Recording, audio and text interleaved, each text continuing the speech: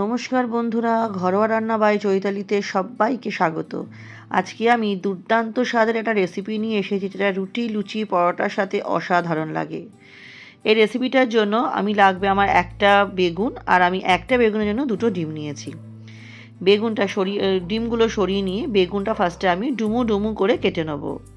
দেখুন, বেগুনটা এরকম মাঝখান দিয়ে ছিঁড়ে এরকম ডুমু ডুমু করে পুরো বেগুনটা আমি কেটে নেব। বেগুনটা আপনারা এর থেকে বেশি ছোট করবেন না, তাহলে একদম গলে যাবে, আর এর থেকে বেশি বড় করারই প্রয়োজন নেই।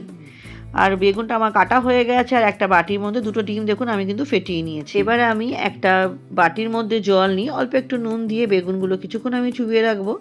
তাতে কি হবে, বেগুনটা আমার একটু তেলটা কম টানতে পারে। একটু কয়েক সেকেন্ড বেগুনটা ধোয়াও হয়ে গেল, কিছুক্ষণ চুবিয়ে রেখে দিয়েছি। আর ওইদিকে গ্যাসে কড়াই চাপিয়ে দিয়ে কড়াইতে আমি দিয়ে দিলাম হচ্ছে 3 থেকে 4 চামচ মতো রিফাইন্ড অয়েল। দিয়ে প্রথমে বেগুনটা দেবো, দেখুন কিরমভাবে ফাটছে, নুন দিতে ভুলে গেছিলাম বলে ফার্স্টে। দিয়ে বেগুনটা নুন আর হলুদ দিয়ে আর একটু কাশ্মীরি লঙ্কার গুঁড়ো দেবো, দেখতে সুন্দর লাগবে। দিয়ে একটু বেগুনটা আমি ভাজা ভাজা করে নেবো। খুব ভালো মতোই বেগুনটা কিন্তু আমাকে ঢাকা দিয়ে দিয়ে ভাজতে হবে, যাতে বেগুনটা খুব সুন্দর সফট হয়ে যায়। বেশি নাড়াচাড়ি করলে কিন্তু বেগুন ভেঙে যেতে পারে, তাই এখনই যা নাড়াচাড়ি করে নিচ্ছি, পরে কিন্তু বেগুন বেশি নাড়াচাড়া করা যাবে না। দেখুন বেগুনটা আগের তুলনায় অনেকটাই সফট হয়ে এসছে। আমি আবারও বেগুনটাকে ঢেকে দিয়ে সফট হতে দেবো মিনিট 2-এর জন্য। দেখুন মিনিট 2 পর বেগুনগুলো কিন্তু আমার বেশ ভালো মতো সফট হয়ে গেছে। এবার কিন্তু বেগুনগুলোকে আমি তুলে একটা বাটির মধ্যে রেখে দেবো।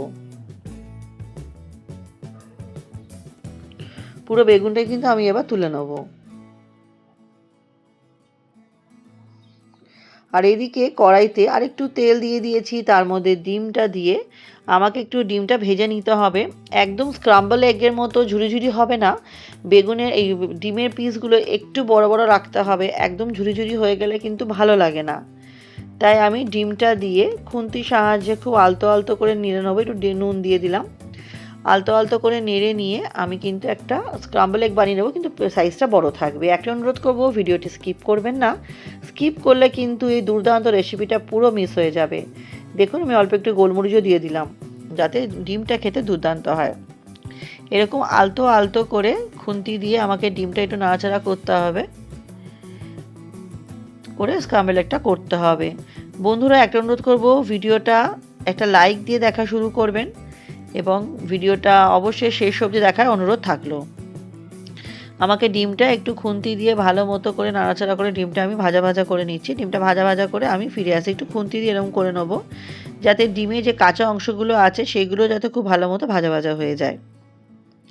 দেখুন খুব সুন্দরভাবে আমার স্ক্রাম্বল এগটা কিন্তু রেডি হয়ে গেছে। এর থেকে বেশি কড়া করে কিন্তু ভাজার প্রয়োজন নেই, তাহলে খাওয়ার সময় ভালো লাগে না খেতে। তাই আমি এটাকে তুলে একটা বাটির মধ্যে ডিমটা আমি রেখে দেবো। দিয়ে আরও একটু কড়াইতে 2 চামচ মতো তেল দিয়ে দিলাম। তেল দিয়ে তেলের মধ্যে ফোড়ন দেবো। 5-6টা মতো রসুন কুচিয়ে রেখেছিলাম, 2টো কাঁচা লঙ্কা কুচিয়ে রেখেছিলাম, আর হাফ ইঞ্চিরই কম আদা দিয়ে খুব ভালো মতো আদা রসুন লঙ্কাটা আমি একটু ভাজা ভাজা করে নেবো।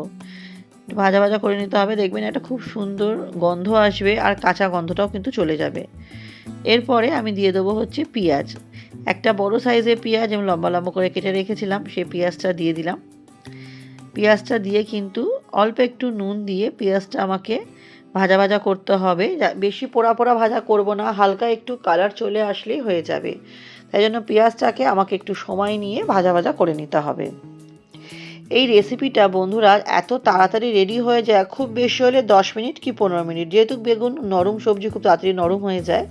এটা রাতে রুটির সাথে খেতে তো অপূর্ব লাগে। এছাড়া কেউ যদি মনে করেন পরোটা বা লুচি দিয়ে খাবেন, দুর্দান্ত লাগে। হ্যাঁ, বাচ্চাদের স্কুলে টিফিনেও দেওয়া যায় এটা। দেখুন পেঁয়াজটা আমার বেশ ভালো মতো ভাজা ভাজা হয়ে গেছে। এরপরে আমি একটা অর্ধেক ক্যাপসিকাম ছোটো ছোটো করে কুচিয়ে রেখেছিলাম, সেটা দিলাম। ক্যাপসিকামটা দিলে বেশ ভালো লাগে খেতে, আমার তো ভালোই লাগে। যদি আপনাদের ক্যাপসিকাম পছন্দ না হয় স্কিপ করতে পারেন। ক্যাপসিকামটা দিয়েও কিন্তু খুব ভালো মতো আমাকে ভাজা ভাজা করে নিতে হবে। একটু কিছুক্ষণ সময় দেবো যাতে ক্যাপসিকামগুলো নরম হয়। দেখুন এবার আমি দিয়ে দেবো হচ্ছে টমেটো। একটা টমেটো আমি কুচি করে দিয়ে দিলাম। টমেটো বীজগুলো আমি ছাড়িয়ে নিয়েছিলাম। নিয়ে ভালো মতো পেঁয়াজ, ক্যাপসিকাম আর টমেটো এই তিনটেকে খুব ভালো মতো আমাকে ভেজে নিতে হবে, যাতে একটু নরম হয়। অল্প একটু নুন দেবো নরম করার জন্য। দিয়ে ভালো মতো এটাকে আমি ভাজা ভাজা করে নেব। নতুন বন্ধু যারা আমার চ্যানেলে নতুন, আজকে প্রথম আমার ভিডিওটি দেখছেন, রেসিপিটি ভালো লাগলে চ্যানেলটি সাবস্ক্রাইব করে পাশে থাকা অনুরোধ রইল। পাশে থাকা বেল বাটনটি ক্লিক করে অল নোটিফিকেশানটা অন করে দেবেন, যাতে আমি চ্যানেলে যখনই নতুন নতুন রেসিপি আপডেট করব সবার আগে আপনাদের কাছেই নোটিফিকেশান পৌঁছে যাবে। এবং পুরনো বন্ধুদের অনেক ধন্যবাদ পাশে থাকার জন্য। আমি এটা মিনিট 2-এর জন্য ঢেকে রেখেছিলাম। দেখুন নরম হয়ে গেছে। এবার দিয়ে দেবো ভেজে রাখা বেগুনগুলো। ভেজে রাখা বেগুনটা দিয়েও কিন্তু আমাকে খুব ভালো মতো একটু নাড়াচাড়া করে নিতে হবে পেঁয়াজ, ক্যাপসিকাম, টমেটোর সাথে। লক্ষ্য রাখতে হবে বেগুনটা যেন একদম ঘেটে না যায়। তাই খুব একটা বেশি নাড়াচাড়া করবো না, মোটামুটি একটা কিছুক্ষণ নাড়াচাড়া করলেই এটা হবে। রেসিপিটি আমার কেমন লাগলো বন্ধুরা অবশ্যই কিন্তু জানাবেন। আপনাদের সুন্দর সুন্দর কমেন্ট পড়তে বেশ ভালো তো লাগেই, এছাড়া আপনাদের একটা কমেন্ট বা একটা লাইক আমাদের জন্য অনেক বেশি গুরুত্বপূর্ণ এবং অনেক বেশি উৎসাহিত হই নতুন নতুন রান্না করার জন্য। এবং বন্ধুবান্ধব পরিবারের সাথে শেয়ার করার অনুরোধ থাকলো। দেখুন আমি এবার ডিমটা দিয়ে দেবো, যে ডিমটা ভেজে রেখেছিলাম সেটা দিয়ে দেবো। সেটা দিয়ে কিন্তু আমাকে বেগুন, ডিম সমস্ত কিছুই ভালো মতো মিশিয়ে নিতে হবে। একটু ভালো মতো মিশিয়ে নেবো আমি বেগুনটা, ডিমটা। এটা খেতে এতটাই দুর্দান্ত হয়েছিল যে কথাই নেই বলার। আমার মেয়ে কিন্তু বেগুন খুব একটা পছন্দ করে না, তাই ও শুধু ডিমের পোর্শনটা খেয়েছে, বেগুনগুলো বেছে দিয়েছে। কিন্তু এটা খেতে দুর্দান্ত হয়েছিল। আর এর মধ্যে আমি দিয়ে দেবো হচ্ছে খুব সামান্য একটু চিনি, সমস্ত স্বাদকে ব্যালেন্স করতে। যদি পছন্দ না হয় স্কিপ করতে পারেন। চিনিটা দিয়ে আমি খুব ভালো মতো এটাকে এবার মিশিয়ে নিচ্ছি, যাতে চিনিটা সুন্দরভাবে গলে যায়। আর এর মধ্যে আমি লাস্টে দিয়ে দেবো হচ্ছে ধনেপাতা। আমার হাতের কাছে ধনেপাতাটা ছিল বলে আমি দিয়েছি, বেশ খেতে ভালোই লাগছিল। যদি আপনারা ধনেপাতা হাতের কাছে না থাকে দেওয়ার দরকার নেই। তাহলে বন্ধুরা রেসিপিটা আমার কেমন লাগলো অবশ্যই কিন্তু জানাবেন। কিছুক্ষণ আমি এটাকে ঢেকে রাখবো মিনিট 2-এর মতো। মিনিট 2 পরে দেখুন সাইড দিয়ে দারুণ তেল ছাড়তে শুরু করে দিয়েছে আমার। এই পর্যায়ে আমি দিয়ে দিলাম ধনেপাতাটা। আমার মতো করে অবশ্যই একদিন বাড়িতে ট্রাই করবেন। আর রেসিপিটা তো আমার কমপ্লিট হয়ে গেছে। এবার রেসিপিটা গরম গরম পরিবেশন করার পালা।